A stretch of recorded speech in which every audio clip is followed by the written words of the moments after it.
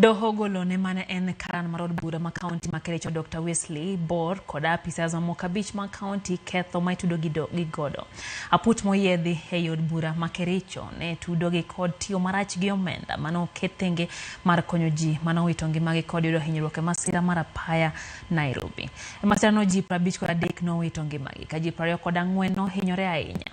Ng'eto ma kawuono biro bang' Karan mar kaonti ma Kericho Dr. Wesley Bor oro ote mar gwetao ne gavana ma Kericho Dr. Eric Mutai.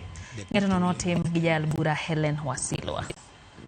It has come at the time that the public was engaged in the case, but I'm happy that today the truth has prevailed over lies that have been peddled by our political opponents. This is important to anyone that serves in public office, that as long as you do what is correct, the truth will always prevail over allegations that can be made from time to time.